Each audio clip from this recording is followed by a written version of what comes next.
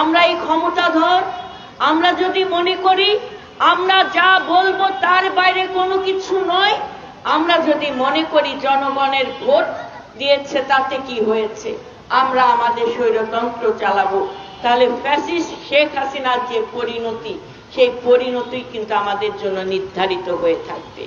তাই আজকের এই মহান নেতার শাহাদাত বার্ষিকীতে আমি আপনাদেরকে বলবো, এই মহান নেতার পথ অনুসরণ করেছিলেন দেশনেত্রী বেগম খালেদা জিয়া।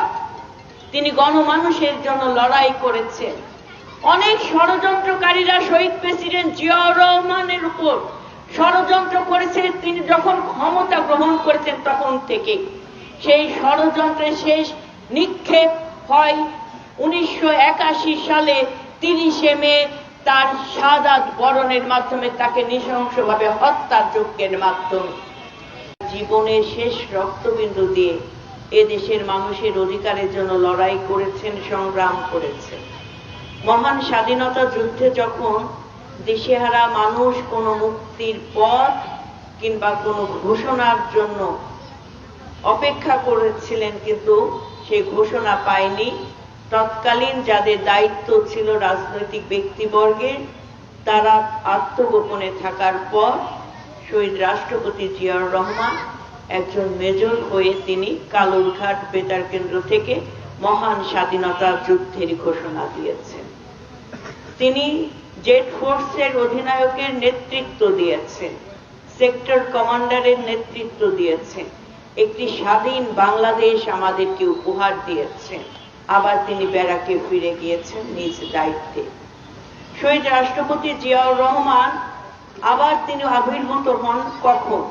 যখন এক নায়কতন্ত্র কায়েম করেছিল মুজিব সরকার, যখন সংবাদপত্রের স্বাধীনতাকে হরণ করে নেওয়া হয়েছিল, যখন বাংলাদেশকে তলাবিহীন ঝুড়িতে পরিণত করা হয়েছিল, তখন জনগণ এবং সিপাহী বিপ্লবের মাধ্যমে শহীদ রাষ্ট্রপতি জিয়াউর রহমান রাজনীতিতে পাদপ্রদীপের মতো জ্বলে ওঠেন।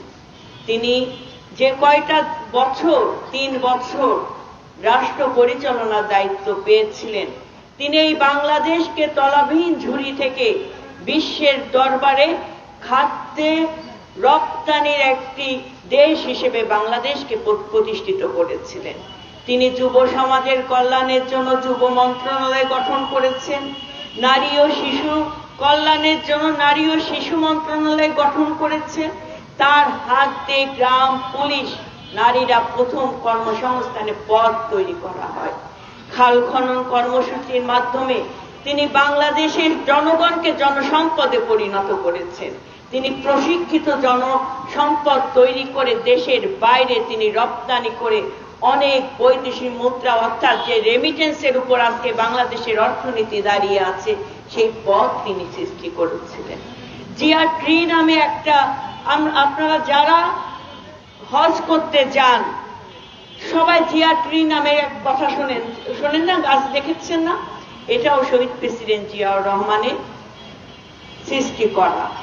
অর্থাৎ আমাদেরকে এখন ধারণ করতে হবে, আমাদেরকে এখন মাথায় নিতে হবে, রাজনীতি কিন্তু রাজার নীতি নয়।